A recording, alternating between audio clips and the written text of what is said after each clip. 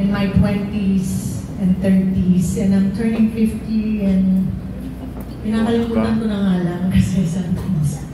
Diba? Pag binibigyan mo ng edad yung sarili mo,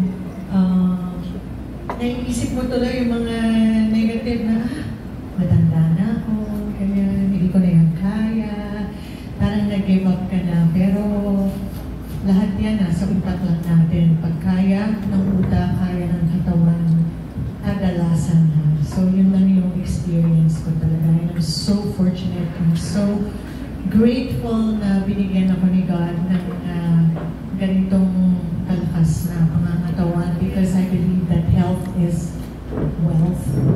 And yun nga lang, sana sa concert talagang maipakita ko sa sarili ko at sa inyong lahat na age really is just a number, and that with proper growth mentally, spiritually, and physically, na kaya pa rin natin makipagsabayan sa ating mga kabataan.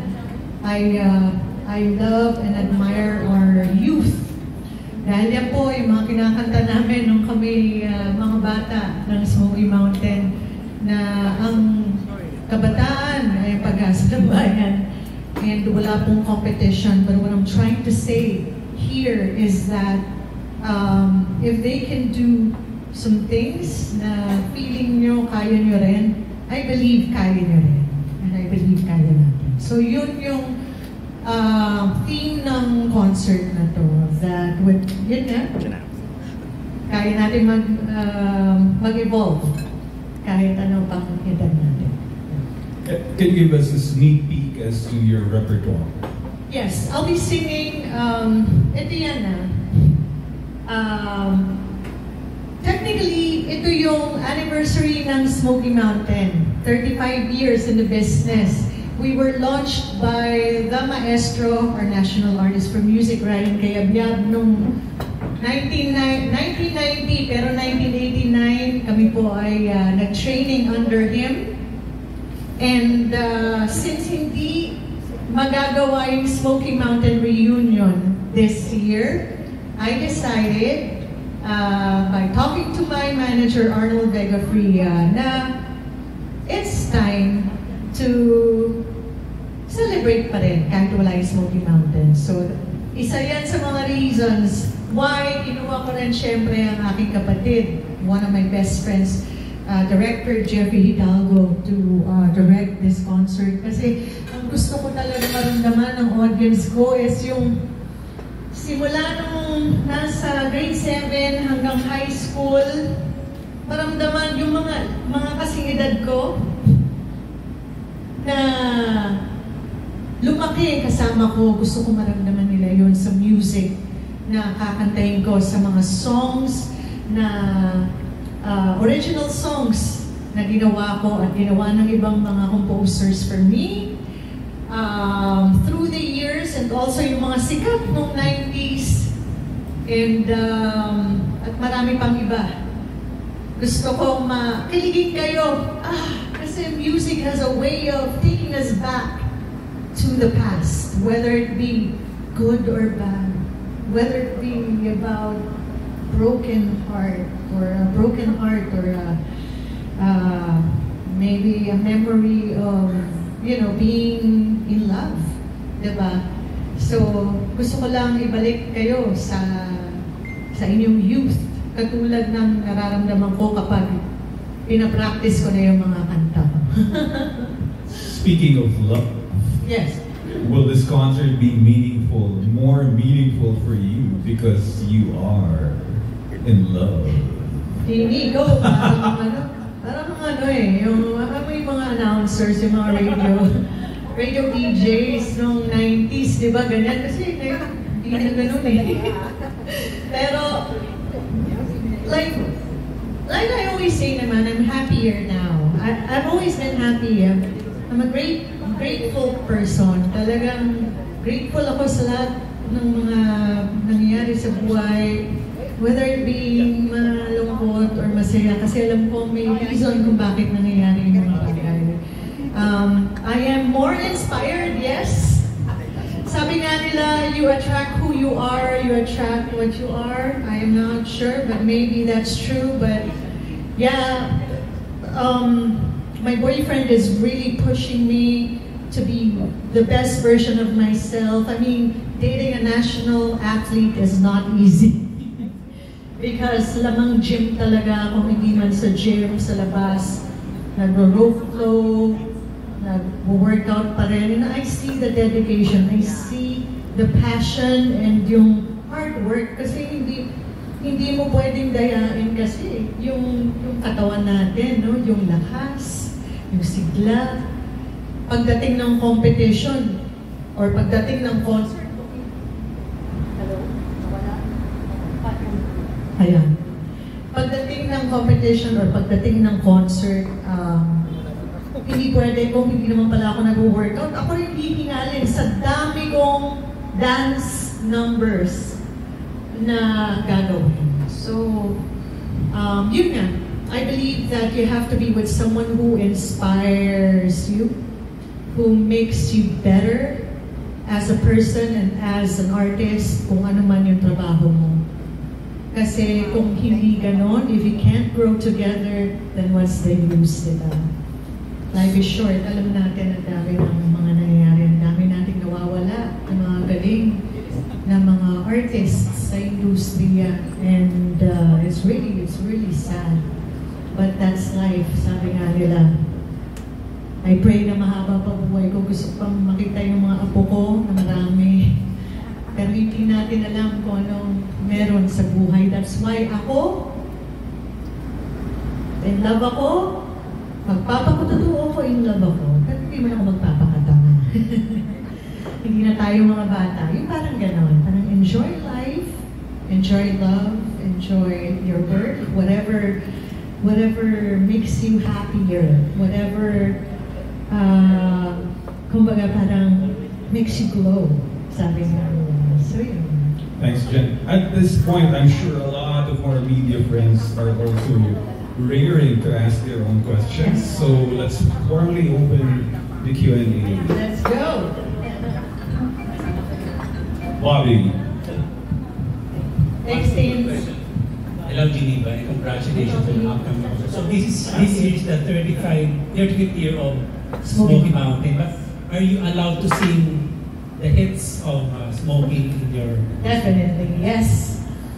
The Songs of Smoky Mountain is owned by the maestro and also James Coronel, who is, of course, was a part of Smoky Mountain 1 and 2. Ano favorite Smoky Mountain song?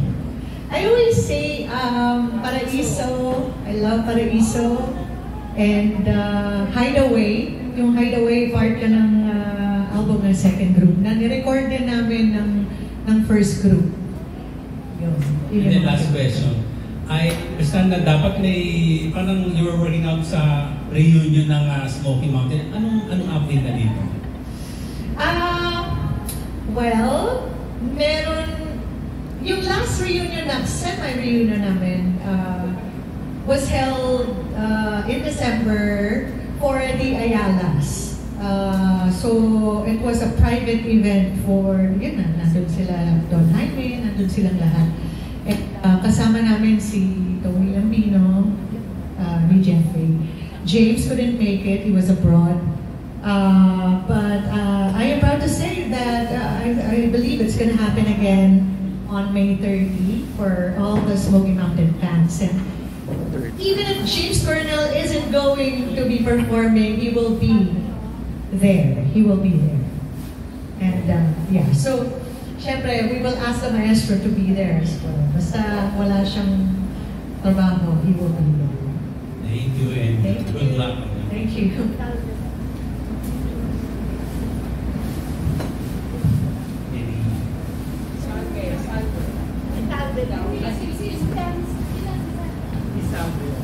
Hello. Sabi ako doon. Hello, Jenny. Anong aabangan namin na hindi mo pa nagawa na ngayon lang talaga namin makikita sa concert na to? Bagong-bago yung question. Thank you. It's a good question.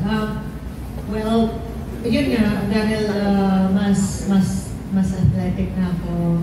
Ngayon, I've done, yun nga, just like Jeff, na gumawa rin ng triathlon before, nag-triathlon na rin ako. Pero yung sa akin, half pa lang yung nagawa ko. Kasi I only learned how to swim last year.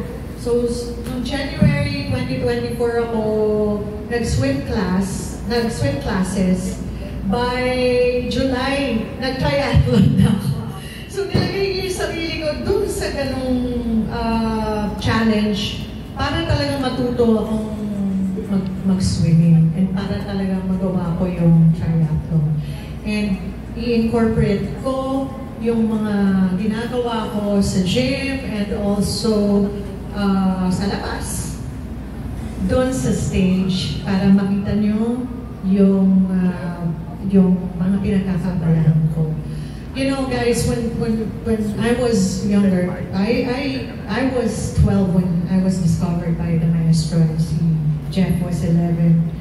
And so, bata talaga kami nag-umpisa. And dahil doon, maaga rin ako nakapag-asawa. And doon ko palang nag-asawa ko, doon lang ako nakaranas ng pag-inom, yung mga ganun. And then, you become 35 or 38 or, you know, like all of a sudden you're in your 40s and ayaw mo nang uminom. Ayaw mo nang magpuyat. Pagod ka na, gusto mo na lang tahimik. Gusto mo na lang nasa gym ka. Gusto mo na lang to create things that you want if you're a creative mind just like me and Jeff. Pero yung drinking, in-enjoy pa ni bro yan. Bro? Oh, kasi kaya niya. Ako yung middle na kaya. But what I mean to say is that,